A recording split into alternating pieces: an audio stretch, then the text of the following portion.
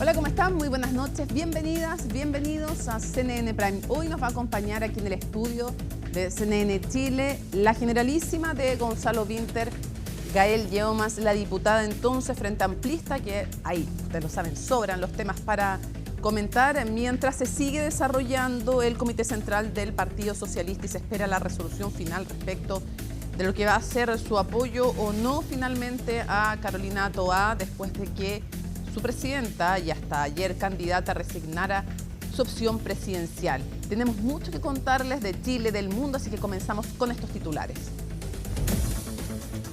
Y comenzamos entonces contándoles que finalmente Leonarda Villalobos sale de prisión preventiva para la defensa. El hecho de una supuesta colaboración sustancial habría incidido en la decisión del tribunal.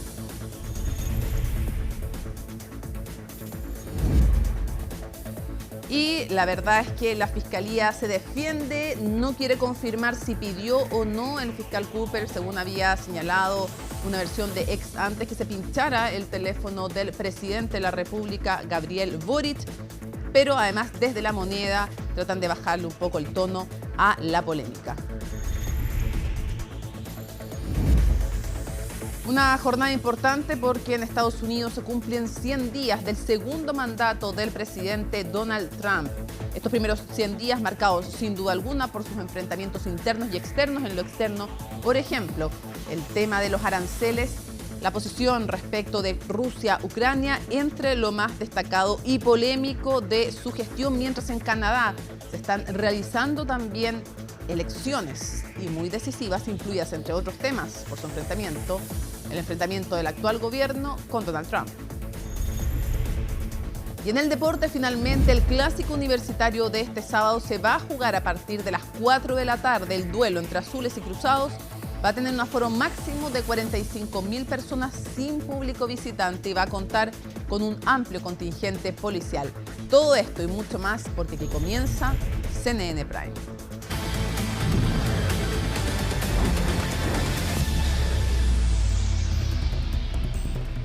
Bueno, luego de que la vocera de gobierno pidiera explicaciones al Ministerio Público, respondió que no va a entregar detalles sobre la supuesta interceptación, o más bien, sobre la supuesta petición de interceptación telefónica del presidente Gabriel Boric. En la investigación a la Fundación Procultura, una de las aristas del caso Convenio, solicitud que habría realizado el fiscal regional de Coquimbo, Patricio Cooper. Los detalles en la nota de Francisca Cárdenas. Estamos a la espera de aquello, es que el Ministerio Público, que el fiscal nacional Ángel Valencia pueda confirmar o negar este trascendido de prensa.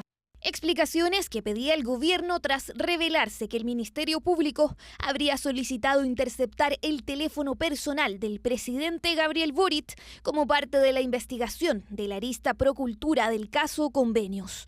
Diligencia supuestamente solicitada por el fiscal a cargo Patricio Cooper y luego rechazada por el juzgado de garantía al no existir suficientes antecedentes. Son conversaciones que abordan temas estratégicos por la naturaleza que tienen las conversaciones de los jefes de Estado en general, es que tienden un estándar de protección que es más alto, porque si son conocidas por terceros podrían eventualmente comprometer la seguridad nacional. Solo horas más tarde el Ministerio Público respondió a La Moneda, enfatizando que dicha causa está sujeta a reserva, lo que impide divulgar públicamente detalles sobre su contenido o avances, reiterando la importancia de resguardar la eficacia de la investigación y recordando que las medidas intrusivas son controladas por los juzgados de garantía. Su amigo, el dueño de Procultura, está siendo investigado por el posible fraude de miles de millones de pesos. ¿Cuántas veces hablaron?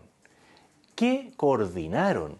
¿Qué sabía el presidente Boric en esta causa? El espionaje político ha sido en otros países escándalo que ha llevado a la renuncia de importantes autoridades. Aquí tenemos que descartar que se esté mal utilizando la ley de inteligencia para espionaje político y por eso el fiscal nacional tiene que aclarar el sustento de una solicitud de esas características. Según el medio Exante, la razón que habría tenido el fiscal regional para solicitar escuchas al celular del presidente habría sido su vínculo con Alberto Larraín, fundador de Procultura, que habría aumentado en más de 10 veces sus ingresos desde además de reparticiones públicas entre 2021 y 2022, indagada por eventual fraude al fisco en convenios por cerca de 6.000 millones. Cuidado cuando el Estado tiene acceso a todos nuestros teléfonos, a todas nuestras conversaciones. Cuidado cuando desde el Estado se genera un abuso, porque cuando normalizamos los abusos desde el Estado, nos podemos meter en una situación muy complicada en donde sea la verdad y la libertad la que muere. Si el Ministerio Público lo ha hecho, es porque debe tener antecedentes suficientes para decretar esta diligencia intrusiva. Y sería bueno que se transparentara cuáles son esos antecedentes, porque me parece de la mayor gravedad. Pero lo que no corresponde es que el gobierno esté interfiriendo. Mientras algunos decidieron matizar los dichos de distintos ministros de Estado para demandar explicaciones a la Fiscalía, enfocaron sus críticas en una de las últimas filtraciones, también en torno a la arista Procultura.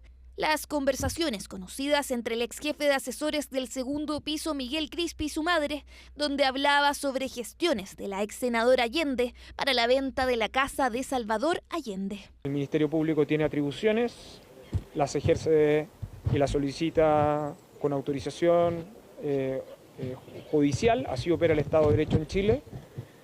Nosotros no nos vamos a hacer cargo de trascendidos. No me corresponde estar opinando sobre otro poder en estas condiciones, pero de todas maneras encuentro que es lamentable que no se clarifique cómo se puede haber filtrado algo que el propio Ministerio Público dice que no se debería haber filtrado. Desde la Asociación de Fiscales atribuyen las filtraciones a la cantidad de personas que solicitan copia de las causas y de las carpetas investigativas. Estas filtraciones se producen habitualmente cuando los antecedentes investigativos, sus copias, están en manos no ya del Ministerio Público, sino de otros intervinientes, querellantes, defensores, etc. Pero igual no olvidemos que existe el derecho constitucional, o la obligación, mejor dicho, constitucional, que los actos de la administración son públicos.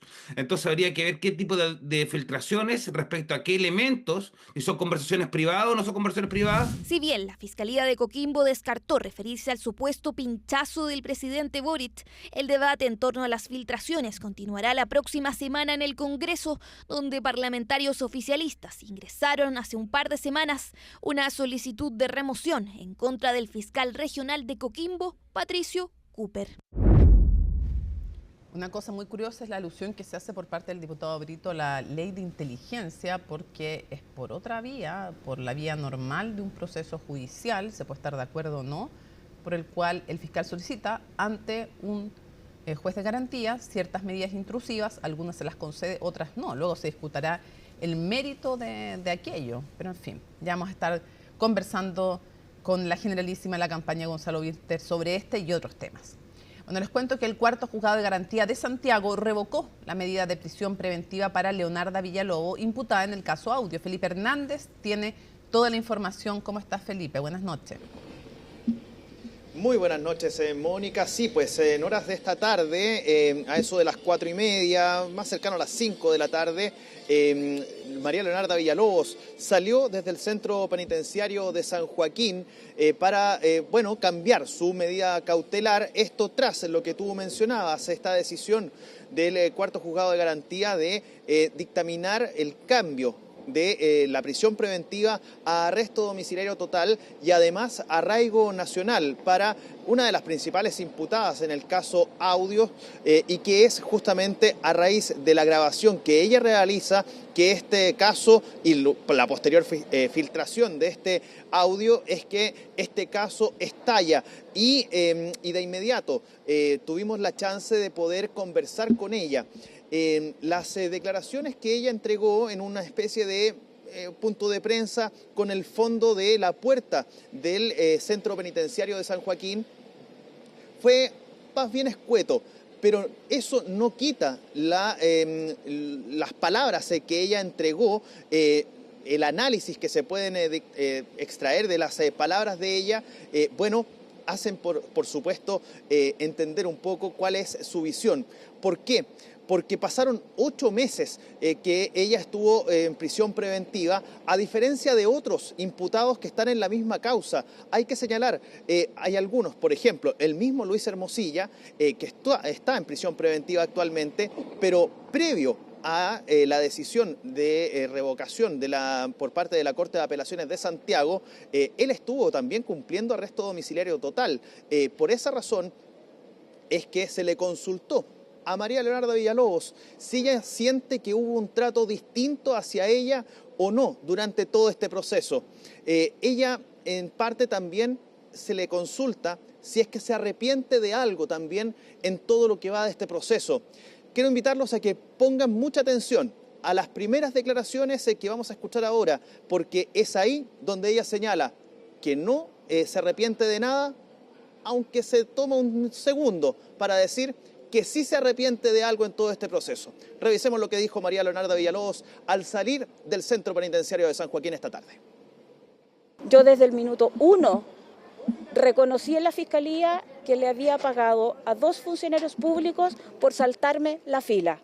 Y eso es la verdad. Y no lo voy a desconocer nunca, porque lo hice yo. Nadie me lo pidió, nadie me lo sugirió, nada. Lo hice yo. ¿Te lo habíamos preguntado alguna vez? ¿Te arrepientes de haber grabado el audio? En perspectiva del tiempo, no me arrepiento. No me arrepiento.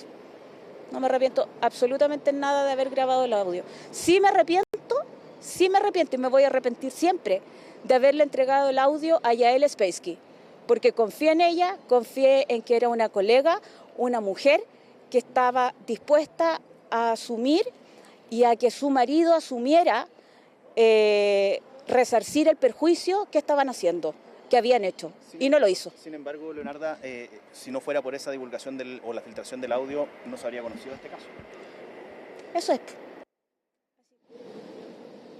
Así fue entonces las declaraciones. Previo a esas palabras, ella agradeció las labores que ejercieron sobre ella, la custodia, por ejemplo, que realizó Gendarmería. Hay que recordar que María Leonarda Villalobos estuvo recluida o cumpliendo la prisión preventiva en el Centro Penitenciario de San Miguel. Luego fue cambiada o llevada hasta San Joaquín para que siguiera cumpliendo la prisión preventiva. Tras eso, ella comienza a contestar las preguntas de esta forma, de esta manera, siendo tal vez hasta demasiado sincera, podríamos decirlo de alguna manera. Al parecer tenía mucho que decir en torno a tras estos 8 meses que estuvo cumpliendo esta prisión preventiva. Ahora fue justamente quien la acompañó, su abogada Alejandra Borda, quien la llevó tras salir del Centro Penitenciario de San Joaquín, la llevó hasta su domicilio para que comenzara a cumplir esta nueva cautelar. Ahora bien, yo les había adelantado en parte lo que ella había mencionado, esto de que si se siente un tanto, podríamos utilizar una palabra, pero es la discriminación en comparación con lo que han sido las medidas cautelares que se le fueron ejercidas sobre otros imputados en esta misma causa. Escuchen la reflexión que ella hace, porque también le consultamos sobre esto y ella responde, por cierto, en torno a esta situación. Si es que ha sido distinto el trato que ha sentido ella en esta investigación y en estas gestiones que ha hecho el Ministerio Público sobre su persona. Revisemos lo que también señalaba sobre este punto María Leonarda Villalobos. Creo que son estrategias procesales distintas. Cada uno de los imputados que estamos en esta causa tenemos estrategias distintas procesales. Nosotros pedimos hoy día la revisión de cautelares porque creemos que el tiempo transcurrido ya se ha dejado ver. Yo he aportado lo que más he podido. Mis neuronas ya no dan más en cuanto a mi aporte a esta causa. Y creo que eso es lo que se tiene que valorar. Y hoy día la jueza que estuvo en el cuarto juzgado valoró mi colaboración con la investigación y eso es lo que voy a seguir haciendo desde mi casa. Escuchemos ahora, porque tuvimos también la chance de conversar con su abogada, esto para que ustedes tengan un conocimiento, esta declaración que vamos a escuchar ahora de Alejandra Borda, ocurrió minutos antes de que María Leonarda Villalobos saliera de la cárcel de San Joaquín. Esto es lo que señaló la jurista, en este caso la defensora de María Leonarda Villalobos, a propósito de las apoyos o las gestiones que ella ha hecho también en el marco de este proceso, si ha colaborado o no. Bueno, esto es lo que también reflexiona Alejandra Borda, la abogada defensora de María Leonarda Villalobos. Precisamente uno de los argumentos de la magistrada fue eso, el hecho de que su colaboración va desde el principio y que precisamente muchos antecedentes importantes en esta causa se han obtenido precisamente gracias a la colaboración de María Leonarda. Para cerrar, Mónica, señalar 2 puntos. La abogada Borda también nos señalaba que el Ministerio Público había argumentado muy fuertemente sus puntos sobre el tema de evitar que se cambiara la medida cautelar de prisión preventiva de arresto domiciliario. Bueno, ahí el tribunal tuvo la decisión y esto se cambió. Por eso es que no descartan desde la defensa de María Leonarda Villalobos que el Ministerio Público pueda ir a apelar a la decisión del cuarto juzgado de garantía a la Corte de Apelaciones para que pueda revertir justamente esa decisión. Y por otro lado, quizás algo un tanto más farandulesco, esta decisión o esta información que surgió en algún minuto respecto de si se habría habido algún tipo de altercado entre Katy Barriga y María Leonarda Villalobos al interior de la cárcel de San Miguel. Bueno, fue consultado también a Leonarda Villalobos y ella lo descartó de plano, que la decisión no pasó por eso del cambio de centro penitenciario en el cual terminó cumpliendo la prisión preventiva. Así que al menos eso quedó descartado por una de las supuestas protagonistas de este altercado al interior del centro penitenciario de San Miguel. Muchísimas gracias por la completa información, Felipe, que estés muy bien. Buenas noches. Nos vemos. Chao, chao. No, aunque Hacienda ajustó al alza la proyección de déficit estructural para el año, con la guerra arancelaria y ante un menor crecimiento mundial, la estrechez del fisco podría ser incluso peor. Pilar Gutiérrez nos cuenta también cómo el escenario global puede afectar en la tasa de interés.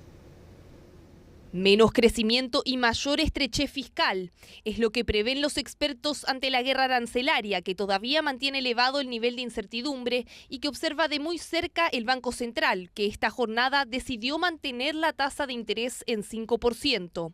Hay quienes creen que el ente emisor podría bajar la tasa pronto. Yo creo que la política monetaria tiene espacio, pero el timing preciso es una cosa que hay que mirar con detalle, porque hay que recordar que estamos todavía aún bastante por sobre la meta del Banco Central, la meta del 3%, y que estamos con una inflación hoy día superior al 4,5% en 12 meses, y eso hace que haya que mirar las dos partes, ¿no es cierto? Es algo que también mencionaban los expertos del Grupo de Política Monetaria, bajar la tasa ante un debilitamiento de la demanda mundial por las medidas arancelarias. Un escenario donde, si bien Estados Unidos ha moderado su postura con otros países, siguen las tensiones con China, el principal socio comercial de Chile. La guerra arancelaria contra China fue iniciada por Estados Unidos. China no quiere librar estas guerras, pero tampoco se deja amedrentar por las mismas. Cabe señalar que China se opone firmemente a la guerra arancelaria de Estados Unidos y ha implementado múltiples contramedidas para no solo defender con firmeza nuestros legítimos derechos e intereses, sino también mantener la estabilidad de las cadenas de producción globales. El consenso es que habrá un menor crecimiento global, el que Chile enfrentará con unas finanzas públicas más apretadas de lo previsto.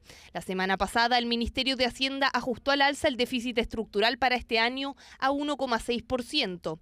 Sin embargo, esas proyecciones no incorporan aún el impacto de la guerra comercial, es decir, podrían ser peores. Probablemente antes del próximo informe de finanzas públicas vamos a tener un escenario macroeconómico alternativo y veremos su impacto, su implicancia en términos de las finanzas públicas. Pero si las cifras son de los órdenes de magnitud que aquí o que se han presentado, por ejemplo, en el caso del Fondo Monetario, si hay una diferencia de 2 décimas en materia de crecimiento, por supuesto el impacto es bastante menor ciertamente a los otros shocks que nos hemos enfrentado en los últimos 15 años. Desde el empresariado advierten que el escenario fiscal podría ser más estrecho, ya que el menor crecimiento disminuye los ingresos. Tenemos una situación de estrechez más compleja, pero además no se hicieron revisiones a las estimaciones de crecimiento económico, a pesar de que, producto de esta mayor incerteza mundial, todos los organismos internacionales y también los expertos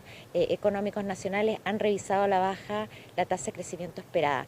Por lo tanto, si no tenemos suficiente ajuste de gasto y un ingreso que pueda resultar menor al estimado, podemos tener una situación de estrechez aún mayor. En ese sentido, el llamado es a cuidar el gasto y continuar resguardando las arcas fiscales ante el shock externo. Creo que la forma de salir adelante es evitar salir con apoyos fiscales para deteriorar más las cuentas fiscales, sino lo que hay que hacer hoy día es más que todo intervención muy focalizada, apoyar a nuestros exportadores que van a sufrir afuera, especialmente los que tienen orientación importante de Estados Unidos, pero la mejor respuesta es aprovechemos la oportunidad de destrabar esta permisología que tiene ahorcada la respuesta de oferta en Chile por muchos años. Acelerar las inversiones para lograr un mayor crecimiento cobra más importancia todavía. Un panorama mundial donde la magnitud de los efectos son aún inciertos. Y a puertas de llegar a un acuerdo con el Ejecutivo, la CUT oficializó su propuesta para el alza del sueldo mínimo. La organización espera un aumento de 12 a 14% este 2025 y sentar las bases de la discusión para tener un salario mínimo de 1 millón de pesos al 2030. María Luisa Carrión con los detalles. ¿Cuál cree usted que debería ser el sueldo mínimo en Chile? El sueldo mínimo yo creo que entre unos 700.000 pesos porque con el de ahora, nada. ¿Le digo la verdad? Por las necesidades, por la vida que vivimos en este tiempo, debería ser 1 millón de pesos. En Chile, tomando todas las consideraciones, 620 por ahí. Yo pienso que mínimo unos 700 para poder tratar de sobrevivir. ¿Usted está de acuerdo con ellos? El debate por el salario mínimo se ha vuelto a tomar la agenda. En medio de las negociaciones con los ministerios de Hacienda y Trabajo, la CUT oficializó su propuesta y puso sobre la mesa un aumento de entre 12 y 14% que eleva el sueldo a cerca de 580.000 pesos. Sin embargo, este punto no es el que más controversia ha generado, sino que la idea de tener una remuneración de 1 millón de pesos para 2030. Una política de 5 años, una política gradual, con esta gradualidad escalonada, subiendo también los salarios con responsabilidad. Sería irresponsable decirle a la ciudadanía y plantear un número muy alto en una negociación. Nosotros creemos que hoy día estamos poniendo la pelota en la mesa, estamos diciendo que esta no es una política de un día para otro, que es una política que se construye. Y por eso insisten en que esta es una propuesta para el Estado de Chile y no para el Ejecutivo, que sabemos se encuentra en la recta final de su administración. Tenemos que tener un diálogo, una negociación más pragmática, tratando de no vincular los objetivos de más largo plazo a los cuales nosotros no tenemos forma de contribuir simplemente por el horizonte que tiene el actual gobierno. Y se corre a contrarreloj. Sí o sí debe estar listo el acuerdo antes de este jueves, jornada en la que además se conmemora un nuevo Día Internacional del Trabajador. De ahí en más, la pelota queda en la cancha legislativa. Vamos a estar dando la tramitación rápida y correspondiente para recibir a la CUT, para recibir a los gremios empresariales, a las pequeñas empresas. Llamamos a la CUT a ser responsables con los actuales trabajadores, pero también con quienes han perdido el empleo, justamente porque el mercado laboral no ha podido soportar hoy día la rebaja horaria de 40 horas, el aumento del salario mínimo y ahora la nueva cotización previsional extra del 6%. Valoro y respaldo la propuesta de la CUT que busca aumentar el sueldo mínimo. Creo que además que el debate sobre estas mejoras debiera tener como base el ingreso vital o ético. La propuesta que hace la CUT es absolutamente irresponsable. Esto sería reventar las pymes, aumentar el desempleo y principalmente condenar a ese cerca de 1 millón de personas que no encuentran trabajo. Gremio que durante este martes también se mostró contrario a la iniciativa que busca aprobar la Central Unitaria de Trabajadores. En realidad no nos deja de sorprender cómo el populismo le está ganando a la cordura. Creo que el gobierno debe ponerse los pantalones. Dura crítica a una propuesta que aún no tiene consenso. La situación del mercado laboral da cuenta de una situación muy debilitada del mercado laboral formal y por lo tanto creo que hay que tener cierto realismo en cuanto a cómo un alza que va más allá de los aumentos de productividad en el salario mínimo puede terminar beneficiando a unos pocos que son aquellos que mantienen su trabajo pero perjudicando a aquellos que pueden perder su trabajo o que no tienen acceso al mercado laboral formal. Es una discusión que se tiene que dar, pero creemos que se tiene que dar con responsabilidad y de acuerdo a la situación económica que esté el país. Nadie puede oponerse per se para que el salario aumente. Eso es lo primero, pero no puede aumentar en niveles en que el propio país no pueda soportarlo o que vaya a significar de nuevo impulsar una mayor informalidad. Debate que al menos en su primera instancia tendrá luz verde pronto cuando conozcamos el acuerdo alcanzado por la CUT y el Ejecutivo. ¿Qué pasará después de eso? Será el Parlamento el que tendrá la palabra. Mañana el oficialismo inscribirá las 4 candidaturas que van a competir en las primarias presidenciales, pero en tanto el Partido Socialista aún no define a quién va a respaldar. Se espera que el Comité Central del PS respalde a Carolina Toá, pero también podría abrirse el camino de dejar a los militantes en libertad de acción. El informe es de Macarena Román. La quiero mucho a la Carola, la quiero mucho, nos conocemos de muchos años. Nosotros preparamos junto al programa El Dedo de Lagos. Ahí empezó esta historia, así que imagínense. Entonces, ¿su candidata? ¿La historia? Es una gran candidata. Pero es su candidata. Me están sacando para acá. Medio en broma, medio en serio. El ministro de Vivienda, un histórico militante del Partido Socialista, no tuvo reparos en demostrar su cariño por Carolina Toá. Bueno, ¿qué quiere que le diga? La quiero mucho y creo que sería un gran presidente para Chile. Palabras que llegan un día después de la caída de la candidatura presidencial de su partido, la de la senadora Paulina Bodanovich. Mi corazón está con el socialismo democrático, pero en general los ministros estamos en la idea de no estar pronunciándonos por candidatos. Es de conocer su opinión, los ministros y las ministras son ciudadanos y como lo señalan instructivos en la medida que no se involucren recursos públicos, el llamado que hemos hecho y hemos sido insistentes es que hay que actuar con prescindencia. Es que para 2 militantes del PS es difícil alejarse de la realidad de su partido, el mismo que tomaría una decisión en breve sobre cuál será la candidatura que respaldarán o si por el contrario darán libertad de acción. Entregar nuestro saludo, nuestro abrazo, nuestro cariño, tanto a Paulina como al Partido Socialista, porque sabemos que está tensionado por esta decisión. Entendemos que esta es una decisión interna del Partido Socialista y de su candidata. Yo no quiero entrometerme en las decisiones de otros partidos, no quiero ser descortés en ese sentido, pero por supuesto que nosotros nos sentimos, y lo he dicho siempre, y probablemente ustedes me han escuchado muchas veces decirlo, pero me siento parte de la gran familia del socialismo chileno en un sentido muy amplio. Mire, creo que sería muy irresponsable de mi parte yo tratar de meterme en una discusión que está en curso en el pueblo socialista, a quien respeto y valoro mucho. Pero la decisión que tome el PS está antecedida por la recomendación de Bodanovich de ponerse detrás de Carolina Toá, aunque hay quienes no opinan igual a la senadora. Lo más importante es que tanto la presidenta del partido, en su fundamento de designación de candidatura, su carta, y en el Comité Central de ayer, al igual que el secretario general, plantean que la alternativa y el lugar donde el Partido Socialista tiene un espacio político es el socialismo democrático y la candidata hoy día es Carolina Toá. Y en la disyuntiva entre Carolina Toá y Janet Jara, en lo personal, siempre he señalado y he sido público que tengo mucha más simpatía y considero que Janet Jara está mejor preparada para poder enfrentar un proceso de estas características. Proceso que a la candidata Jara también le ha costado dimes y diretes entre sus compañeros de partido. No cayó bien que la exministra del Trabajo abriera la posibilidad de dejar su militancia comunista si gana las primarias presidenciales. Así lo hizo saber, por ejemplo, la diputada Lorena Pizarro a través de un video en redes sociales. Tenemos derecho a participar de la democracia. Pero mi renuncia al Partido Comunista no está puesta sobre la mesa, no es algo que esté en la discusión. Debiéramos conversar más privadamente, ambas compañeras yo les tengo una gran estima y aprecio, nunca se me ocurriría decir algo así de ellas, puede haber un malentendido y espero poder aclararlo. Me parece que es parte de este negacionismo que se instala, que no respeta a la gente.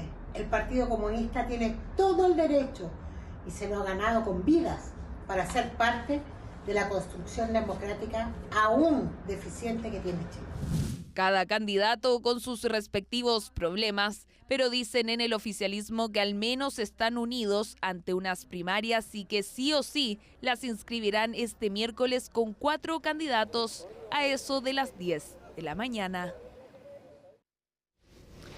8:29 minutos, nos vamos a la pausa. Al regreso, la diputada Gael Yeomans, generalísima del diputado y candidato presidencial del Frente Amplio, va a estar con nosotros aquí en CNN Prime.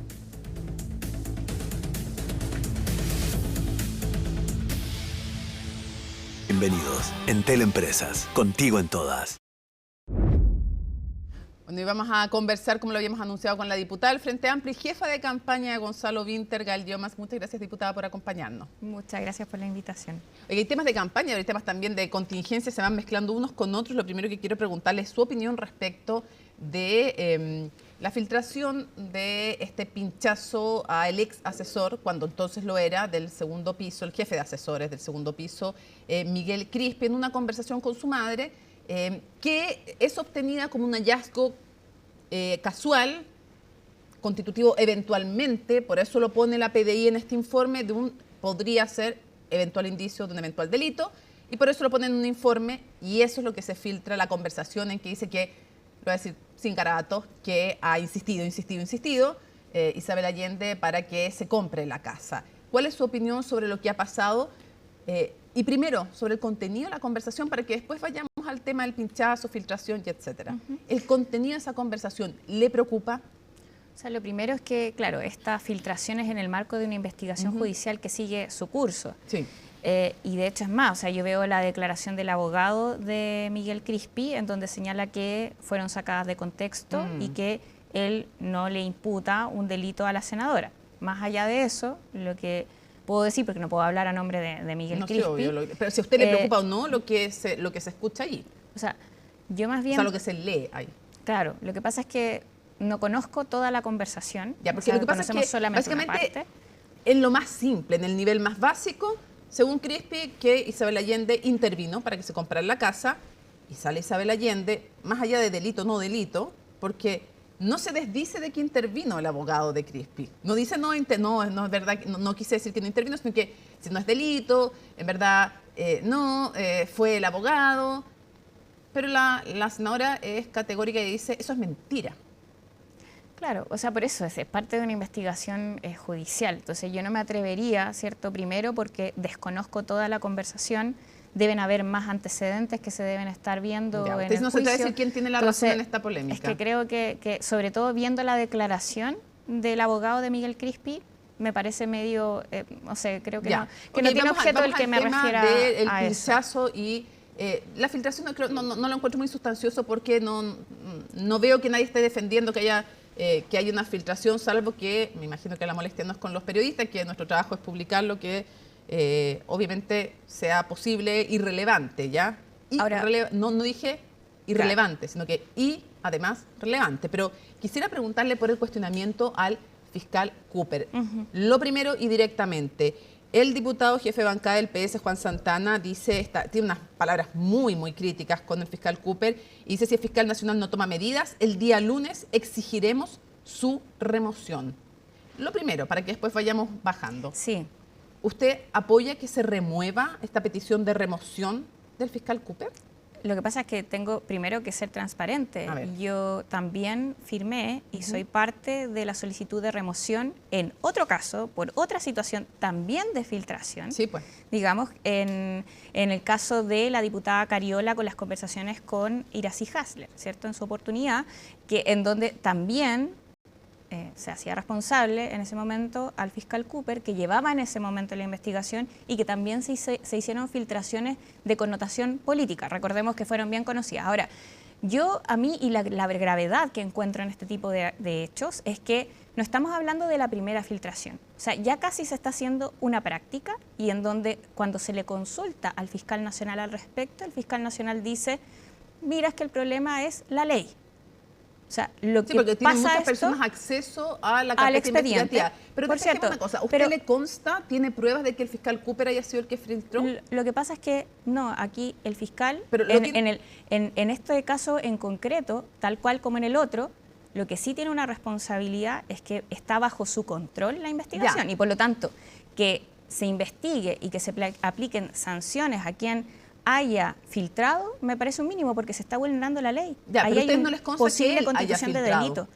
No, o sea, lo que sí me consta es que fue negligente Y por lo ¿Por mismo, qué le consta que fue negligente si él entrega a los intervinientes y no puede negarles el acceso? Lo que pasa es que... A la carpeta, porque no bueno, se puede. en la causa de remoción que aplicamos en ese momento estaba reservada la investigación entre los chats no era de solo Irací Cooper el que tenía la información.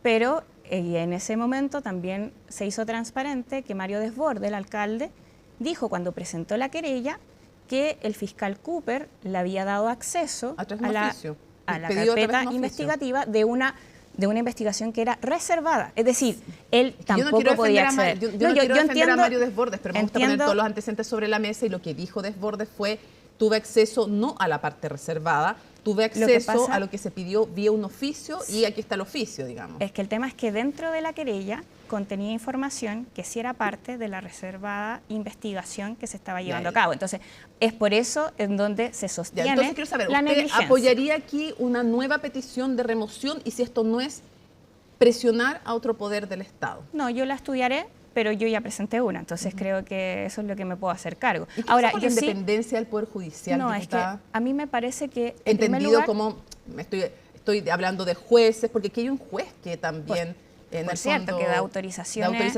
Su problema es con que se filtre, un problema que usted plantea es con que se filtre los antecedentes. Usted dice que ha habido poca cautela del fiscal. Ok, ya, ese es un punto. Segundo punto, ¿usted cuestiona el hecho de que se pidan medidas intrusivas? A ver, no, creo que cualquier persona puede ser objeto de una investigación y de aplicación de medidas cautelares correspondientes. Obviamente uno puede cuestionar el criterio de aplicar una u otra para acceder a elementos de la investigación, ¿cierto? Medidas intrusivas. Sí, porque uno entiende, ¿cierto? Y ese es el criterio que debiera aplicar cualquier fiscal, y también obviamente el juez que autoriza, es que las medidas intrusivas van de menos a más, ¿cierto? Entonces, si se puede con medidas intrusivas menos agravantes para la persona acceder a la investigación y a los antecedentes, se pueden aplicar esa y no ir por más, ¿cierto? Entonces, lo que estoy cuestionando en este caso, y en realidad en general en las filtraciones, es que se apliquen sanciones, que tengamos responsables, que no se haga una práctica habitual. Ya, para que pasemos a otro tema, no vimos ese rigor, así como le podría preguntar otra cosa al otro sector político, no vimos esa preocupación ni ese rigor, ni por las filtraciones, ni por las medidas intrusivas en el caso de Hermosilla. No, yo creo que acá tiene que haber, pero sí puedo decir que tiene que haber para todos por igual. Y en este caso sí importa, es que lo que pasa es que cuando se hace... Convengamos en que hay una vara distinta al parecer de uno y de otro lado, porque del otro lado ahora no les preocupa. Que quien se tiene que hacer cargo de esto son los fiscales, y en este caso el fiscal nacional. A mí lo que me preocupa es la respuesta del fiscal nacional. O sea, cuando el fiscal nacional se le pregunta, ¿cierto?, ¿qué pasa con esta filtración? Y él dice, no, es que el problema es la legislación, pero no responde a su vez diciendo, mira, estamos llevando todos estos procedimientos para poder determinar cuáles son las personas que están filtrando, ¿cierto?, y aplicar las sanciones correspondientes. Uno podría, pero él no lo dice, ¿cierto? Pero no aclara tampoco. Yo por eso fiscal, o sea, presenté un oficio para que el fiscal nacional transparente todos esos procedimientos. O sea, pero primero, yo lo sé, lo han dicho públicamente. No, pero cuando se le pregunta al fiscal nacional, en esta última oportunidad, él nos señala cuáles son los procesos. Yo le puedo decir que Pastén es uno de los fiscales que está investigando, y que para el caso del norte hay uno, en otro caso hay otro. Pero no tenemos claridad de cuáles son los sancionados, ni tampoco de la aplicación de la norma en este caso, y si son delitos, me parece que no basta con una multa. Ya, vamos al otro de los temas antes de lograr llegar a la campaña, pero es que la contingencia está llena de cosas. Otro de los temas tiene que ver con, que se va enlazando, porque tiene que ver con la labor legislativa, pero además tiene que ver con casos judiciales, y es la revelación que hizo de videos CIPER Chile, yo imagino que usted ya los ha visto, respecto de el ex carabinero Crespo. Él dijo, me importa un comino, esto era en el contexto, estoy citando sus palabras, del estallido delictual, estoy citando sus palabras, yo cumplí con mi deber, y en ese contexto tienen que entenderse los videos, y me importa un comino, en fin, y no se arrepiente. Quiero ver cómo valora usted esos videos, y si usted enlaza como otros o no el tema de la petición de un veto al presidente de la República por las RUF, que son las reglas del uso de la fuerza. Sí, bueno, primero me parece de una brutalidad tremenda. Primero, los videos que revela CIPER. Sí, también me parece la respuesta de una brutalidad tremenda. O sea, Y esto lo digo también porque la defensa a la institución de Carabineros, en este caso y en otros también, finalmente lo que hace es que este tipo de acciones mancilla, ¿cierto?, la defensa que uno puede hacer de toda la institución. Y lamentablemente la labor que hace Carabineros, que yo no creo que se vean interpretados por los dichos de Crespo, ni tampoco por los videos que conocimos todos. Entonces, en ese sentido, yo quiero separar, obviamente, y en este caso también buscar, espero, que se aplique la ley, así de simple. ¿Tienen preocupación o no van, o se lo pregunto más directamente, no van a aprobar las reglas del uso de la fuerza si es que el presidente no aplica un veto? Un veto que agregue, en el fondo, el tema de la proporcionalidad y gradualidad. Sí, la proporcionalidad es sumamente relevante. O sea, bueno, en estos videos da cuenta un poco, en este caso, de cuál es el exceso al que se puede caer en base a una persona que no tiene criterio, como lo es Crespo, ¿cierto?, que no representa el actuar de Carabineros como institución, pero que sí, al no ser proporcional su actuar, podemos lamentar las consecuencias en la vida de las personas, en su bienestar físico y obviamente también psicológico. Entonces, en ese sentido, me parece que el criterio de proporcionalidad debe ser un criterio que resguardemos. Y yo lamento realmente que la discusión haya llegado a este punto. Por eso, entonces, ¿no van a votar a favor las RUF si es que no hay un veto presidencial? Bueno, esa es una definición que tenemos que tomar ¿Cuál como es su bancada, opinión? pero mi opinión es que efectivamente debemos seguir impulsando que exista proporcionalidad y para eso, si hay que presentar un veto, yo espero que así se haga. O sea, más allá de lo que se termine decidiendo, su postura es no aprobar las RUF sin que se agregue la proporcionalidad. ¿Eso es? Yo, de todas formas, voy a tomar la decisión en conjunto con mi bancada, pero es mi posición. Perfecto. ¿Qué le parece? Porque nos vamos acercando a la campaña. Y una de las propuestas de campaña, en este caso de José Antonio Kast, es estudiar un indulto para quien está condenado por la justicia chilena por la lesión que sufrió a raíz del disparo de una bomba lacrimógena la senadora Fabiola Campillay, me refiero a Patricio Maturana. Él y su hermana siempre han puesto en duda el proceso, dicen que no fue justo y frente a las dudas, dice, estoy repitiendo las palabras de José Antonio Kast, frente a las dudas que le genera ese proceso es que sostiene que hay que estudiar caso a caso y podrían estudiar un indulto. ¿Qué le parece?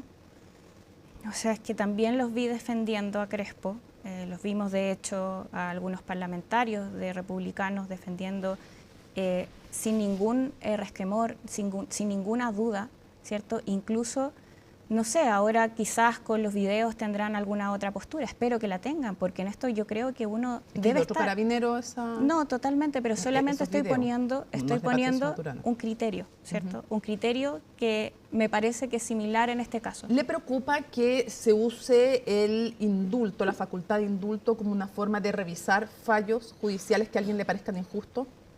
Bueno, el cuestionamiento a los indultos también ha sido parte del debate que hemos tenido en los últimos años. Lo que yo le pregunto es si a usted le preocupa que un presidente ocupe la facultad del indulto como una forma de cambiar un fallo judicial que a ese presidente le parece injusto. O sea, por lo mismo creo que requiere mayor regulación, sí, por cierto. O sea, es que cuando discutimos, ¿cierto? Y claro, se me trae a colación la discusión sobre los indultos durante este periodo, también se debatió sobre en qué condiciones se debiera aplicar los indultos y en cuáles no. Cuáles son los procedimientos, ¿cierto? Porque esta es una facultad que viene de mucho tiempo y que se ha aplicado por otros presidentes. Y por todos lo tanto, los presidentes la tienen y todos los presidentes lo han usado. No, por eso la definición de criterios yo creo que es relevante. Pero quiere decir entonces que usted no compartía tampoco cuando el presidente Boric dijo que indultaba a Mateluna porque él creía que era inocente. ¿Le parece una mala justificación entonces también? O sea, creo que debe haber una mayor regulación en base a los criterios.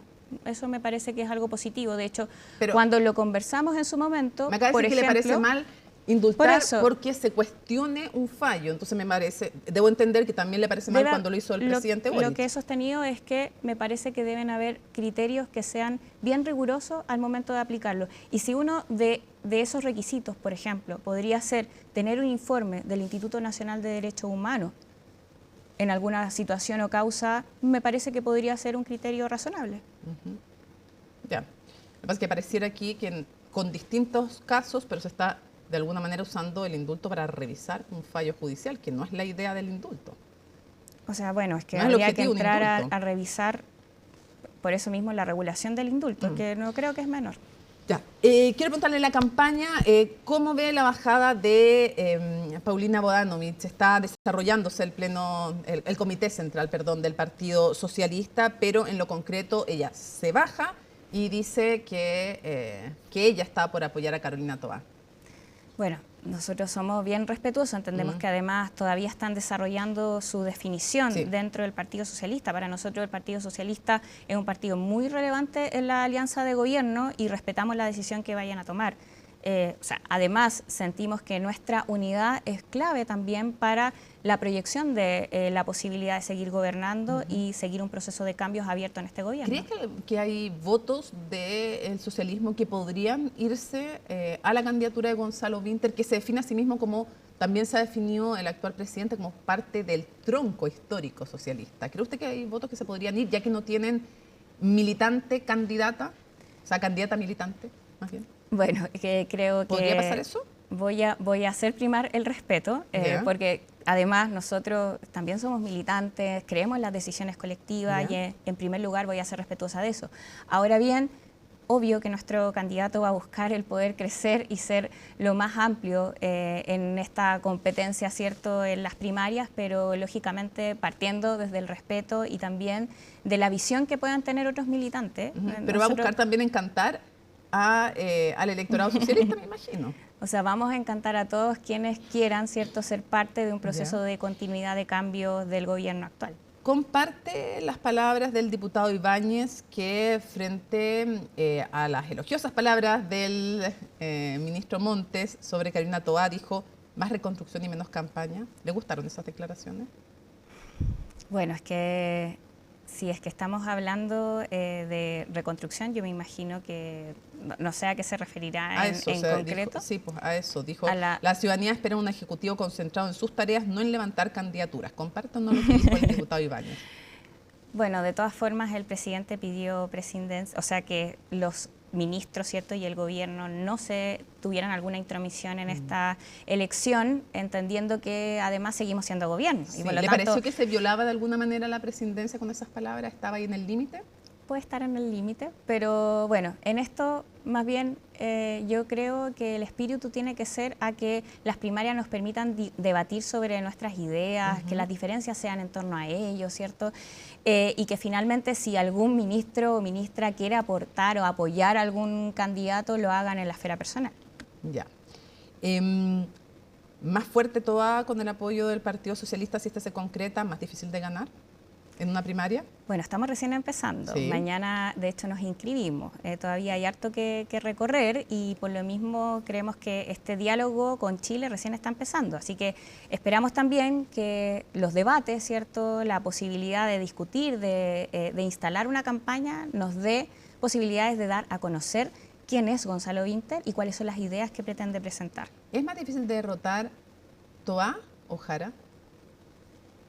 Yo, bueno, he visto distintas encuestas, ¿cierto? Hay algunas que están más apretadas, otros que quizás plantean alguna diferencia entre los candidatos, pero sí veo, y quiero poner el enfoque ahí, es que los candidatos de derecha, tanto Kast como Kaiser, tienen una amplia llegada a la juventud, ¿cierto? De 18 a 20 años, al menos los están escuchando harto. Y comparativamente, cuando veo los procesos en Argentina, Milei y Bolsonaro también tenían una llegada importante hacia los jóvenes.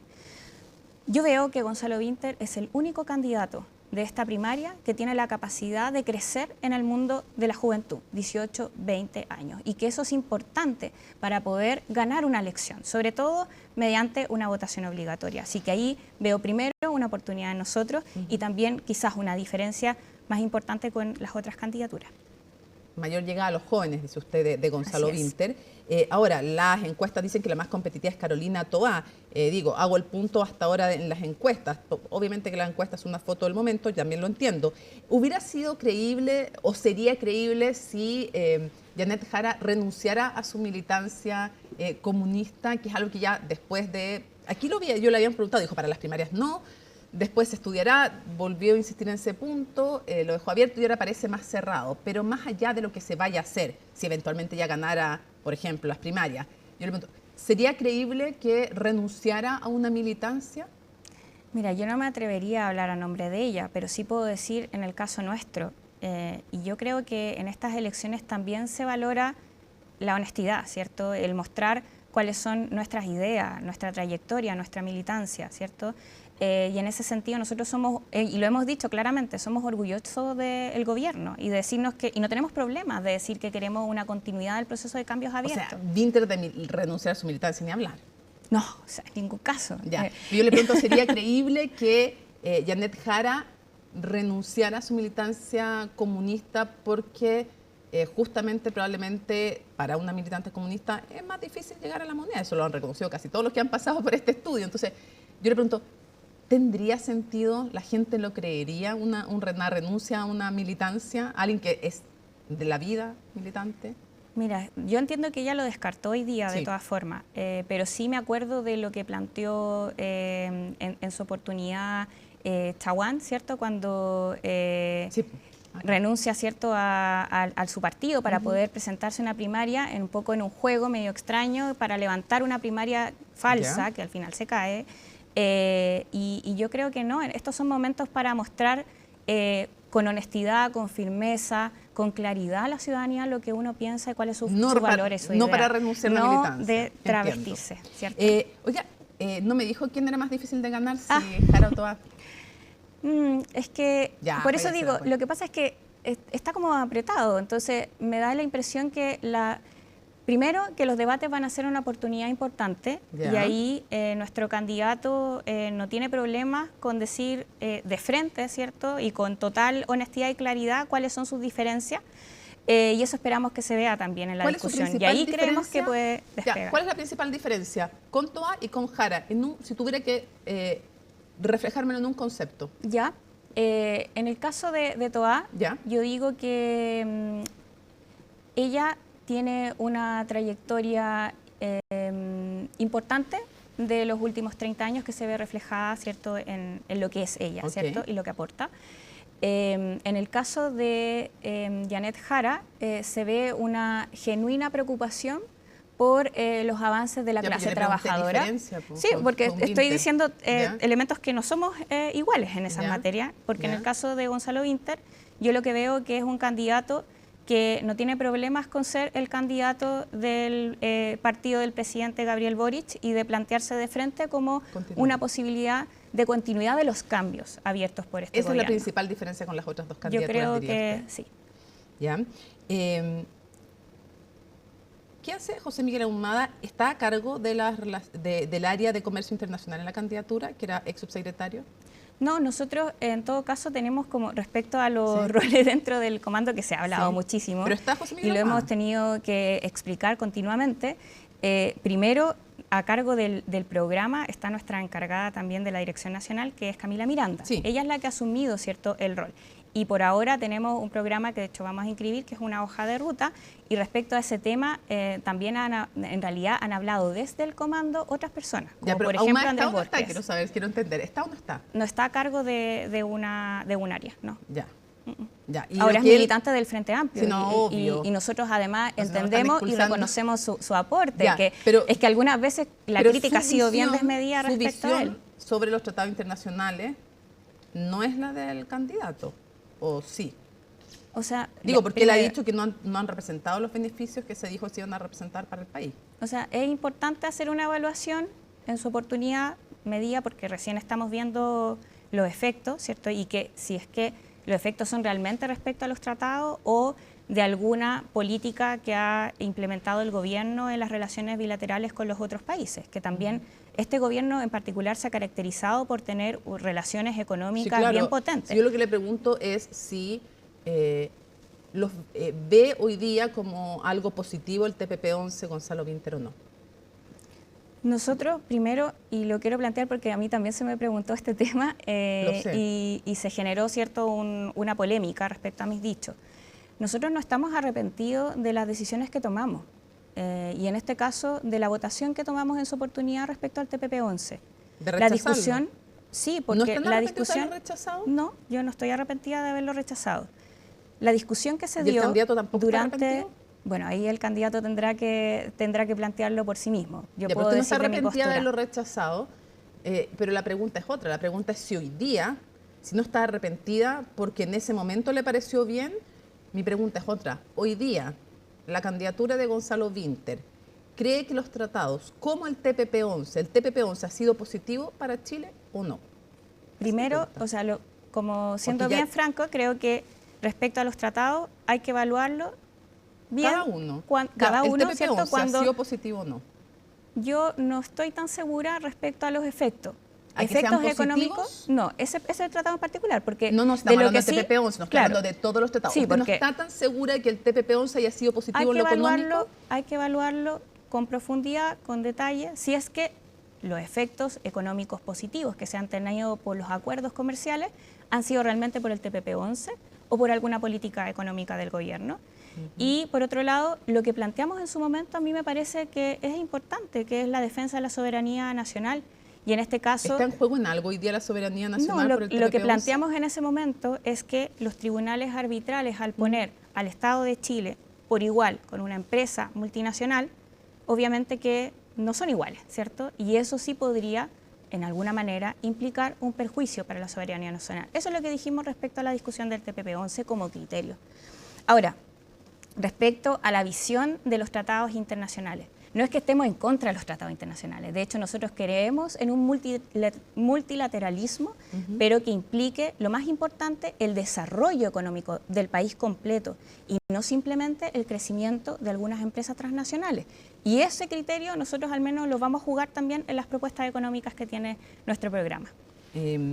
Quiero cerrar preguntándole cuando se habla de las diferencias entre uno y otro sector, quiero preguntarle si usted reconoce o comparte, puede ser la afirmación o no, de Carolina Toá, que ya nos señalaba en Tolerancia Cero, que sin el socialismo democrático, sin la entrada de los cuadros del socialismo democrático, este gobierno no hubiera podido terminar o continuar de la manera en que logró, de alguna manera, encauzar el gobierno.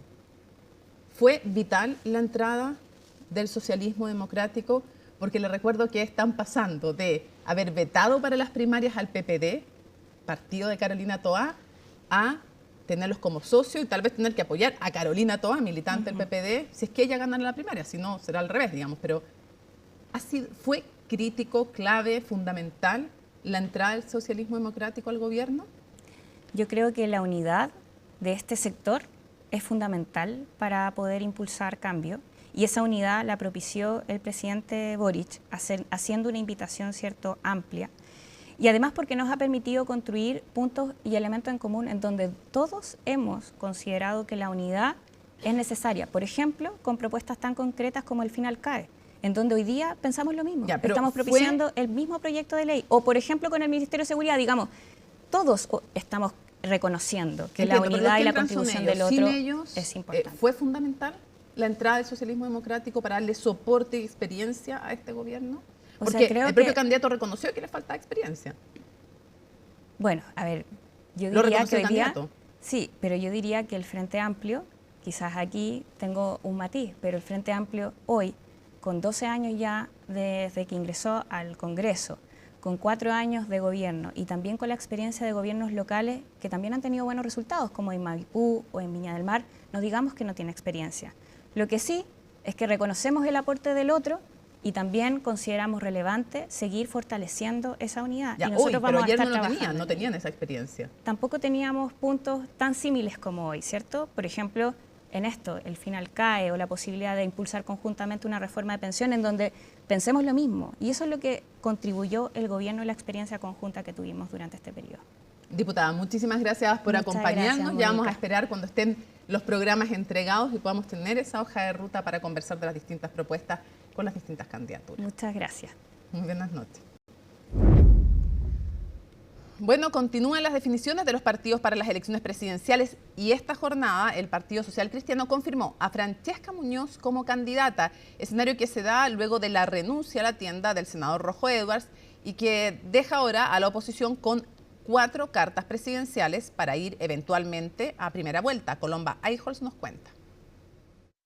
Esperaba consolidarse en el Partido Social Cristiano, luego de pasar por Renovación Nacional y el Partido Republicano, pero la discusión para definir una candidatura presidencial provocó una grieta difícil de sortear.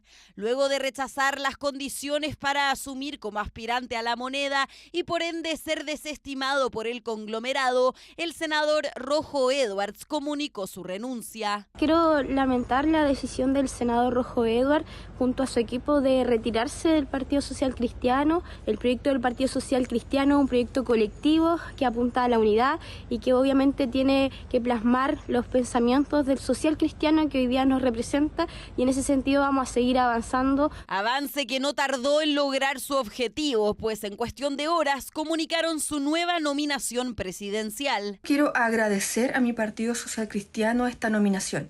Yo estoy convencida que seremos la sorpresa en la primera vuelta. Primera vuelta que contará también con la participación de Evelyn Matei, José Antonio Kast y Johannes Kaiser, sumando así 4 candidatos presidenciales de oposición. Sin embargo, con la irrupción de Francesca Muñoz como aspirante, surge la duda sobre la posibilidad de realizar una primaria entre los partidos que hace 2 semanas anunciaron un preacuerdo parlamentario. Es legalmente inviable en razón de que tú tendrías que tener para eso resoluciones de los consejos generales, y solamente para convocar los consejos generales se necesitan 7 días, es decir, es el plazo que establece la ley.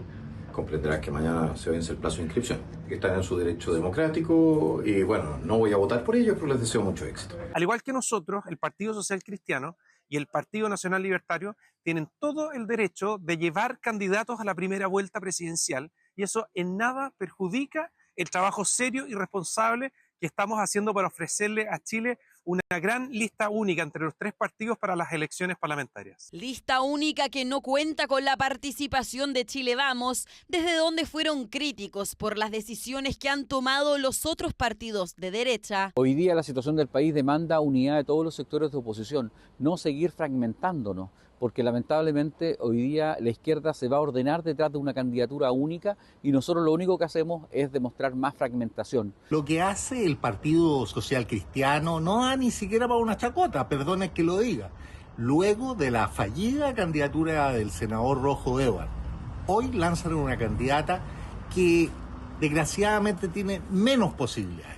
Todo esto con un fin de un cálculo electoral. La aparición de Muñoz también pone en contraste decisiones anteriores dentro del bloque. El senador Rojo Edwards sinceró que había una condición que él no estaba dispuesto a aceptar: permitir la opción de bajar su postulación en cualquier momento. El Partido Social Cristiano nomina una precandidata o una candidata buscando una figuración para una buena negociación parlamentaria que es absolutamente necesaria para los social cristianos y poder sobrevivir como partido. Necesidad de subsistencia evidenciada en un hecho. En la actualidad la tienda cuenta con 4 diputados y un senador, todos ellos electos cuando el Partido Social Cristiano aún no era un conglomerado oficialmente constituido.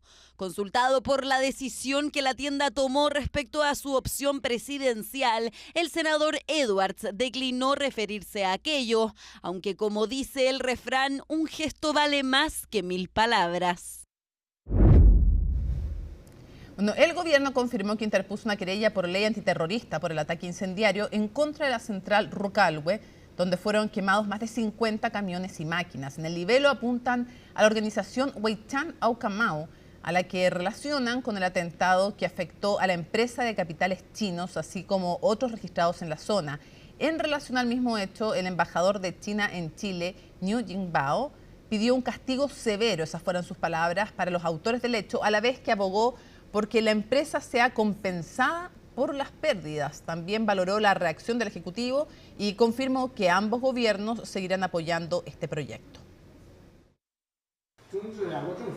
Ambos gobiernos seguirán colaborando para apoyar el proyecto de Rugalwe, implementando a la brevedad todas las medidas de seguridad al mismo tiempo que se insta a las empresas a reforzar su prevención y mecanismos de autoprotección. Espero sinceramente que todos los sectores de Chile, incluidos los medios de comunicación, continúen respaldando y protegiendo las relaciones bilaterales, brindando un entorno seguro y favorable. Junto con ello, Qin Yebao se refirió a la guerra comercial tras el alza en los aranceles impuestos por Estados Unidos y aclaró que esta situación desatará la supervivencia del más fuerte y todas las naciones terminarán como víctimas. Primero quiero destacar que la apaciguación no garantiza la paz, ni las concesiones obtienen respeto.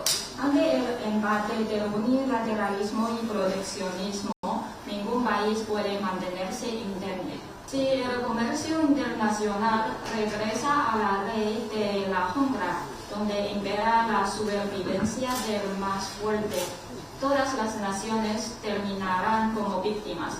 China está dispuesta a fortalecer la coordinación con todas las partes, resistiendo conjuntamente las acciones unilaterales y coercitivas.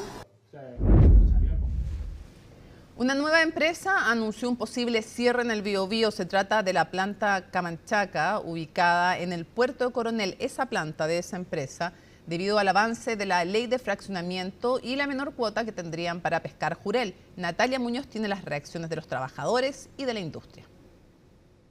Si nuestras cuotas de jurel finalmente se ven mermadas y tal como aparece el proyecto de ser aprobado en estos términos, entonces tendríamos que descontinuar esa planta de conservas en Coronel. Al menos 600 puestos de trabajo se perderían. Afectación que declara Camanchaca, una de las principales compañías pesqueras del país, debido a la disminución de la cuota de captura del jurel, contemplada la ley de fraccionamiento. Estamos para perder empleo y nosotros somos los trabajadores, somos jefas de hogar también, en la gran mayoría, un 60% de acá, de Coronel, Lota, Talcahuano, Tomé, donde representamos a 10 sindicatos.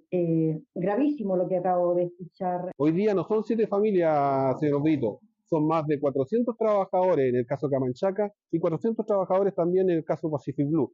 Eso para empezar, sin contar todas las pequeñas y medianas empresas que van a tener también que detener sus servicios en una región que está golpeada por el tema de la cesantía. Paramos Huachipato, hay un plan de fortalecimiento que no resultó. Emplazamiento que realizan desde los sindicatos a puertas del último trámite legislativo de la iniciativa, donde será la comisión mixta el último avisado. Es importante señalar que Camanchaca es una pesquera de una de las 7 familias que tuvo leyes hechas a la medida y que ahora mantiene la mayoría de la cuota del jurel, porque el proyecto de ley de fraccionamiento lo único que hace es que baja del 90% que hoy tiene la industria y un 10% a los artesanales a un 75% para la industria y un 25% para los artesanales. Que independiente de cuál sea la postura que finalmente se termina aprobando en la comisión mixta, la pesca industrial del Biobío va a tener cuota.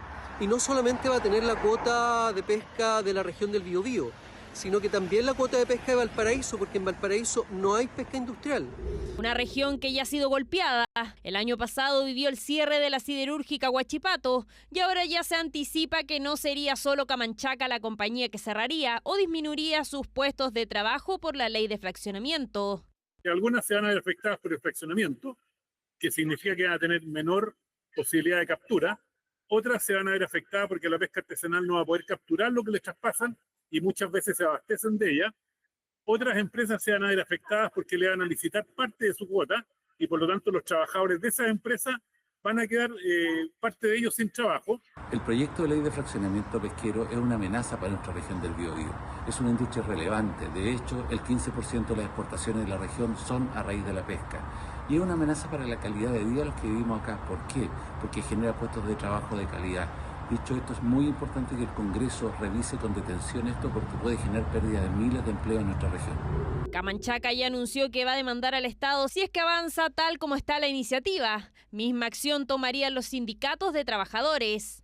Esto se constituirá en una verdadera bomba atómica para la estabilidad laboral de miles de personas y especialmente de mujeres en la región del Biobío.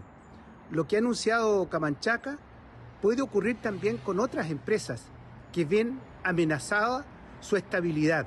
Nosotros lo expusimos en la discusión de la ley de fraccionamiento, que existe una licitación actualmente en este proyecto que evidentemente se va a traducir en pérdidas de trabajo. Acá lo importante es que en la mixta se tome conciencia de lo perjudicial que sería este proyecto. 18 pesqueras van a ser afectadas por el fraccionamiento, reduciendo las actuales cuotas de captura de la industria y aumentando las del sector artesanal, lo que estaba pactado en la actual y polémica Ley Longueira. Y no es solo un sector. Al final lo que uno hace es dar señales de que las reglas del juego se pueden cambiar a pesar de tener un acuerdo firmado por las partes que se tomó con 20 años. Enfrentamos hoy amenazas que comprometen la solidez de su matriz productiva, el empleo y sobre todo la calidad de vida de miles de personas. Desde IRADE hacemos un llamado urgente a las autoridades a proteger y fortalecer esta base productiva. La comisión mixta zanjaría las discrepancias la próxima semana, aunque la mayoría del proyecto ya fue aprobado. Tal como Huachipato en el Biobío, están muy expectantes. Ayer España vivió el peor apagón eléctrico en su historia. Hoy se sabe que 5 personas murieron por causas derivadas de este corte masivo, mientras que los servicios públicos intentan lentamente volver a la normalidad. Antonia Galilea nos cuenta. Está más o menos oscura. Ahí está, mis cojones molineros. Así aplaudieron los españoles el regreso de la luz, tras una jornada de caos por el peor apagón que han vivido en su historia. Esta mañana se anunció que el 99% del servicio eléctrico fue restablecido. Sin embargo, aún hay dificultades para volver a la normalidad. Pero ya no es la pérdida de un helado, sino el día que fue. Porque no fueron 1 hora ni 2 horas, fue bastantes horas sin suministro. Pues debería haber salido hace como 40 minutos. ¿Y qué sabes al respecto? Nada, lo que hay en el cartel que básicamente es nada. O sea que básicamente estamos aquí tirados, la ida también he sufrido un retraso de 2 horas, es una locura la verdad. Es un caos, porque claro, entre el precio y todo y por vender, pues nos estamos apañando como podemos con todo lo que ha pasado actualmente, que nos dificulta mucho, que seguramente tendremos pérdidas. Los servicios de transporte retomaron de a poco su funcionamiento, tras el corte de electricidad que afectó principalmente a España y Portugal. Decenas de estaciones de tren y recintos deportivos se habilitaron para acoger durante la noche a las personas que no pudieron viajar. En España se advirtió que algunos trenes no operarían hoy o funcionarían con una capacidad reducida. De Sevilla a Barcelona son 6 horas, sumándole a las 11 horas que estuvimos atrapados. Estamos compartiendo lo que cada uno lleva en sus maletas, sus botellas de agua, estamos compartiendo agua, comida, y así nos estamos manteniendo. Y luego allí era un caos porque no te sabían decir nada, no había luz, no había cobertura, no podías hablar con tus familiares. La gente en el suelo, personas mayores con sillas de ruedas, con muletas, bebés. Digo, esto ha pasado algo muy gordo, porque esto no era normal, ni una explicación, nada de nada. Hasta el momento hay 5 muertos por causas derivadas del corte eléctrico masivo. 3 son miembros de una familia que fallecieron por inhalar monóxido de carbono, que dicen podría venir de un aparato generador. También perdió la vida una mujer electrodependiente de 46 años por falta de oxígeno y otra mujer que murió en un incendio, posiblemente provocado por una vela. Sobre las causas del apagón, el director de Red Eléctrica descartó que se tratara de un incidente de ciberseguridad. Y esta mañana pues hemos podido concluir que efectivamente no ha habido ningún tipo de intrusión en los sistemas de control de Red Eléctrica que pudieran haber ocasionado el incidente. Por su parte, el presidente del gobierno español, Pedro Sánchez, afirmó que no ha descartado ninguna hipótesis y que siguen investigando las causas del corte eléctrico. La ciudadanía lo que sí que debe tener claro es que el gobierno de España va a llegar hasta el fondo en este asunto y que se van a hacer las reformas y se van a tomar las medidas necesarias para que esto no vuelva a suceder y evidentemente vamos a exigir las responsabilidades pertinentes a todos los operadores privados. Mientras continúan investigando el porqué del apagón, la Comisión Europea anunció que realizará un informe independiente sobre el asunto. 9:16, listas junto a Alicia Contreras para revisar todas las informaciones internacionales. ¿Cómo estás? Buenas noches. Muy bien, Mónica. Hoy son los 100 días del primer mandato de Donald Trump. Ha pasado de todo en estos... Tema del Conexión Global mañana. De hoy. Mañana. Mañana. Así es. 101 días. Pero lo vamos a analizar y celebró sus primeros 100 días en Michigan. Se dio un baño de masas. Fue el primer acto grande que realiza después de asumir entonces la presidencia de los Estados Unidos. Y ahí, con su retórica de siempre, se burló de Joe Biden, alabó sus políticas migratorias, también sus políticas en contra de la diversidad y la inclusión. Pero estos 100 días han tenido de todos. Esa desastrosa reunión con Volodymyr Zelensky en la Casa Blanca, también donde dijo que los países le estaban besando el trasero debido a la guerra arancelaria. Todo esto, lo que ha pasado en 100 días, lo vemos en el informe de Laura Soto. It's officially been 100 days of Donald Trump. I'm so tired. And you will be very pleased to hear it is going incredibly well. The most successful 100 days in the history of our country. Estados Unidos no recuerda, al menos en el corto plazo, un inicio de mandato tan vertiginoso como lo ha sido la segunda presidencia de Trump. Ha proferido amenazas de estilo imperialista, ha desafiado a la justicia, intensificó su guerra comercial con China e impuso aranceles a sus aliados en todo el mundo, despidos masivos de empleados federales y una cuestionada campaña de deportaciones son parte de los hitos que han marcado sus primeros 100 días en el poder. Los primeros 100 días han sido tremendamente disruptivos. Ha habido un periodo de desestabilización más que de reparación. Creo que recordaremos este periodo como probablemente el cambio más drástico que hemos visto en Estados Unidos, tanto en términos de gobierno como de nuestra posición a nivel global. Las encuestas no muestran un panorama más esperanzador. Después de la Segunda Guerra Mundial, Donald Trump ha sido el presidente estadounidense que peor aprobación ha tenido en el primer mes de abril del mandato. I said all these things during my campaign. I said, you're going to have a transition period. We've been ripped off by every country all over the world. They're laughing at us. They thought we were stupid people, and we were. Hard times are ahead? I don't think so. I think great times are ahead. Una de sus primeras medidas fue desmantelar parte del legado de Joe Biden al anular 78 de sus órdenes ejecutivas relacionadas principalmente con el cambio climático, diversidad e inclusión. Él mismo firmó en sus primeros 100 días más de 140 órdenes ejecutivas, superando con creces a sus antecesores de las últimas décadas. Medidas que van desde indultar a unos 1.500 acusados por el asalto al Capitolio hasta renombrar el Golfo de México como Golfo de América.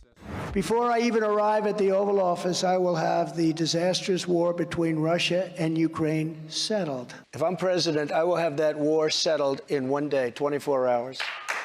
That is a war that's dying to be settled. I will get it settled before I even become president. Fue una de las promesas que más repitió durante su campaña, pero que sin embargo aún no logra resolver. Trump parece estar perdiendo la paciencia y ha amenazado con abandonar las conversaciones si es que no se llega a un acuerdo de alto al fuego en el corto plazo. Su frustración hacia Putin también se ha hecho notar en las últimas semanas, pese a la simpatía que ha mostrado hacia el mandatario ruso y haber culpado a Zelensky de iniciar la guerra. Con él protagonizó uno de los momentos más bochornosos de sus 3 meses de mandato. Not in a good position. You don't have the cards right now. You're gambling with World War III. You're gambling with World War III. I'll do anything. I'll do anything, sir.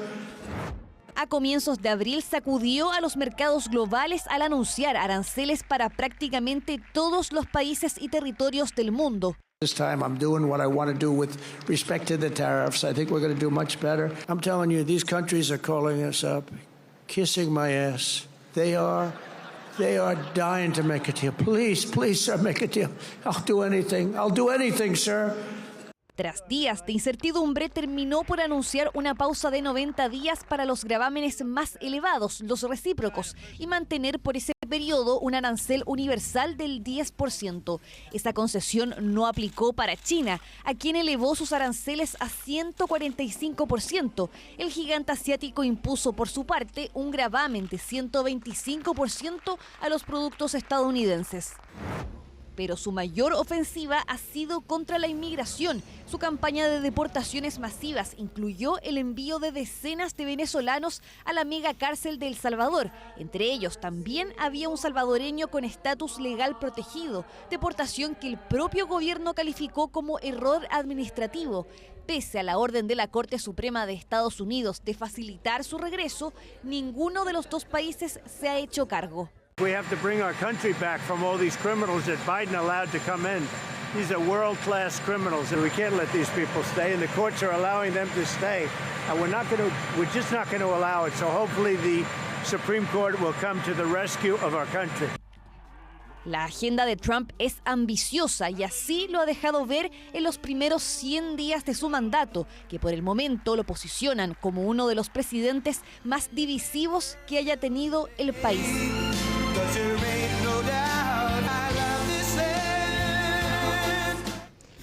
Mónica, y ahí lo decía Laura, este es el presidente con la menor aprobación en sus primeros 100 días en los últimos 70 años. Pasemos a revisar qué dicen las encuestas respecto de estos primeros 100 días de Donald Trump, respecto de su gestión de la inmigración, que fue su caballo de batalla en la campaña.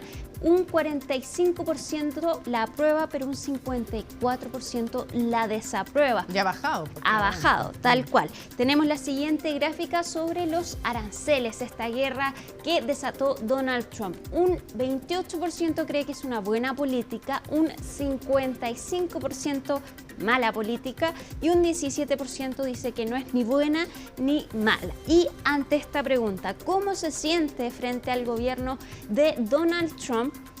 Un 41% dice que tiene miedo, 16% pesimismo, un 28% optimismo y un 15% entusiasmo. 57 de emociones negativas versus un 43 de emociones positivas.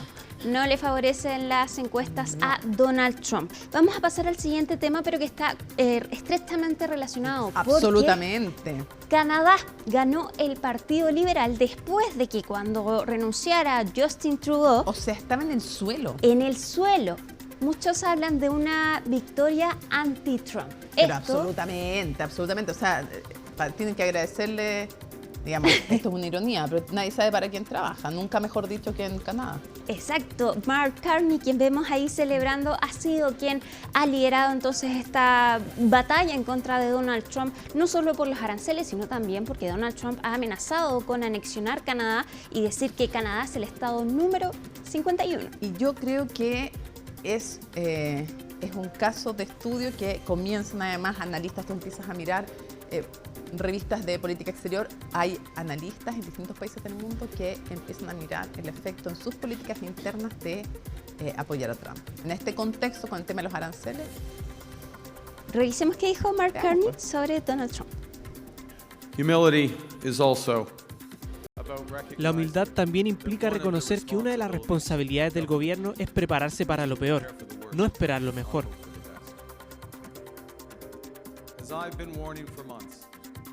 Como he advertido durante meses, Estados Unidos quiere nuestra tierra, nuestros recursos, nuestra agua, nuestro país. Nunca. Pero estas no son amenazas vanas. El presidente Trump intenta quebrarnos para que Estados Unidos pueda adueñarse de nosotros. Eso nunca jamás. 100 días vertiginosos y que han tenido consecuencias a nivel mundial, estos 100 días de Donald Trump. Así es. Nos vamos rápidamente entonces a la pausa. Mañana va a ser el tema de Conexión Global Prime con Alicia Contreras. Pausa y regresamos a CNN Prime. CNN Prime, pero es momento de dejarlos en compañía de Paloma Ávila y Futuro 360, luego Fernando Paulsen y Última Mirada, así es que no se lo pierdan. Termina entonces en esta ocasión con el martes 29 de abril, así estuvo nuestro país y el mundo. Somos CNN Chile, Buenas noches.